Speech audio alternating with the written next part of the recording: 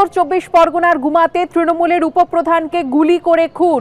গুমার 1 নম্বর গ্রাম পঞ্চায়েতের তৃণমূল উপপ্রধান বিজন দাসকে গুলি করে খুন করার অভিযোগ উঠেছে। যেমনটা জানা যাচ্ছে, জন্মদিনের পার্টি চলাকালীন বচসার জেরে গুলি করে খুন করা হয় তৃণমূলের উপপ্রধানকে। কথা বলবো আমাদের প্রতিনিধি সমীরণ পালের সঙ্গে। সমীরণ, এই ঘটনা ইতিমধ্যেই পুলিশ বেশ কয়েকজনকে আটক করে জিজ্ঞাসাবাদ করছে। প্রাথমিক তদন্তে কি জানতে পারছে পুলিশ, এবং কোনো পুরনো শত্রুতা কি ছিল বিজন দাসের সঙ্গে কারো?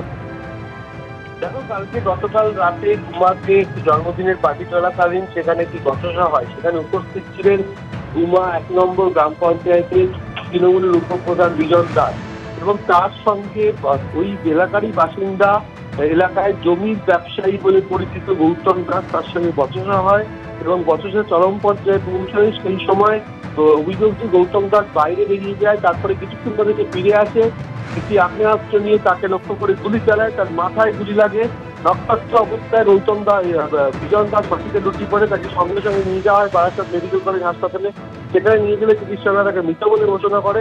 এই ঘটনার পর উত্তেজিত এলাকার বাসিন্দারা গৌতম দাসের বাড়িতে ভাঙচুর চালায় এবং তারপরে অশোকনগর থানার বিশাল পুলিশ বাহিনী ঘটনাস্থলে আসে এবং কয়েকজনকে এই ঘটনায় জিজ্ঞাসাবাদের জন্য আটক করা হয়েছে। পুলিশ জানিয়েছে, প্রাথমিক তদন্তে পুলিশের অনুমান পুরনো শত্রুতার জেরেই গৌতম দাস নৃশংসভাবে তৃণমূলের পঞ্চায়েত উপপ্রধান বিজন দাসকে গুলি করে খুন করেছে। এই ঘটনার পর এলাকায় যথেষ্ট উত্তেজনা ছড়িয়ে পড়েছে।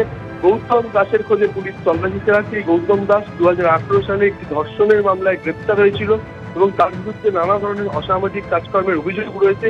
এলাকায় জমি কেনাবেচার সিন্ডিকেটের সঙ্গে যুক্ত বলে জানা যাচ্ছে।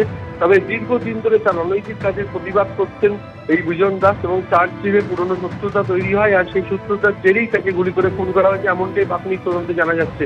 তবে ঘটনার তদন্ত নেমেছে অশোকনগর থানার পুলিশ। এখনো পর্যন্ত গৌতম দাসকে গ্রেপ্তার করা যায়নি, কয়েকজনকে আটক করে জিজ্ঞাসাবাদ করা হচ্ছে। সেই সময় তুমি আমাদের সঙ্গে থাকো।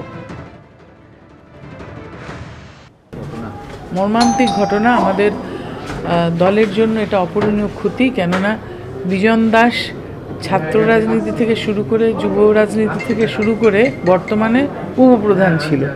তাকে যে এইভাবে খুন হতে হলো, এটা অবিশ্বাস্য লাগছে। পুলিশ দেখছে, প্রশাসন ইতিমধ্যেই অ্যারেস্ট করেছে কয়েকজনকে, শুনলাম। না, সেটা এখনো এনারা তো কিছু বলবেন না, তদন্তের জন্য তদন্ত চলছে, তদন্ত করে বলবে। উত্তর 24 পরগনার গুমা 1 নম্বর পঞ্চায়েতের তৃণমূল উপপ্রধান বিজন দাস, তাকে গুলি করে খুন করা হয়েছে। জন্মদিনের পার্টি চলছিল এবং সেই পার্টিতে বচসা হয়, বচসার জেরে গুলি চলে বলে অভিযোগ। কথা বলবো আমাদের প্রতিনিধি সমীরণ পালের সঙ্গে। সমীরণ, আমরা শুনলাম তৃণমূল সাংসদের বক্তব্য, এবং তারপর কি মনে হচ্ছে পুলিশের প্রাথমিক তদন্তে কি মনে করা হচ্ছে যে ব্যক্তিগত কারণের জন্য দায়ী, নাকি কোনো রাজনৈতিক কারণও থাকতে পারে এর পেছনে? গতকাল রাতেই খবর পেয়ে বারাসাত মেডিকেল কলেজ হাসপাতালে ছুটে যান বারাসাতের সাংসদ কাকলি ঘোষদস্তিরা। তিনি যেটা জানান যে বিজন দাস তার দলের সক্রিয় কর্মী, দীর্ঘদিনের কর্মী এবং খুব ভালো জনপ্রতিনিধি, এবং তার মানুষের সঙ্গে খুব ভালো জনসংযোগ ছিল। কে বা তারা খুন করেছে সেটা পুলিশ তদন্ত করে দেখবে। তবে এলাকার বাসিন্দারা জানা যাচ্ছে যে গৌতম দাসের অনৈতিক কাজকর্মের দীর্ঘদিন ধরে প্রতিবাদ করতেন বিজন দাস, সেই কারণেই তার সঙ্গে পুরনো শত্রুতা ছিল। আর পুরনো শত্রুতার যেটি গতকাল জন্মদিনের পার্টি চলাকালীন দুজনের মধ্যে বচসা হয়, আর এই বচসা চরম পর্যায়ে পৌঁছে যাওয়ার পরেই গৌতম দাস ওই বাড়ি থেকে বেরিয়ে যায়। বেরিয়ে গিয়ে পাশেই তার বাড়ি থেকে আবার ফিরে এসে বিজন দাসকে লক্ষ্য করে গুলি চালায় এবং তার মাথায় গুলি লাগে। রক্তাক্ত অবস্থায় বিজন দাস মাটিতে লুটিয়ে পড়ে এবং তারপরেই বারাসাত মেডিকেল কলেজ হাসপাতালে নিয়ে গেলে তাকে চিকিৎসকরা মৃত বলে ঘোষণা করে। পুরনো শত্রুতার জেরেই বিজন দাসকে গুলি করে খুন করা হয়েছে এবং তৃণমূলের পঞ্চায়েত উপপ্রধান তিনি এই গৌতম দাসের অনৈতিক কাজকর্মের প্রতিবাদ করতেন বলে এলাকার বাসিন্দারা অভিযোগ করেছেন।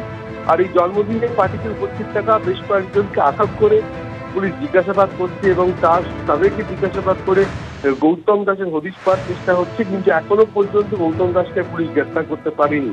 তৃণমূলের পঞ্চায়েত উপপ্রধান এবং এলাকায় যথেষ্ট জনপ্রিয় ছিলেন, সামাজিক কাজকর্মের সঙ্গে যুক্ত ছিলেন। এই খুনের ঘটনায় এলাকায় যথেষ্ট উত্তেজনা ছড়িয়ে পড়েছে গতকাল রাত থেকে। ধন্যবাদ সমীরণ।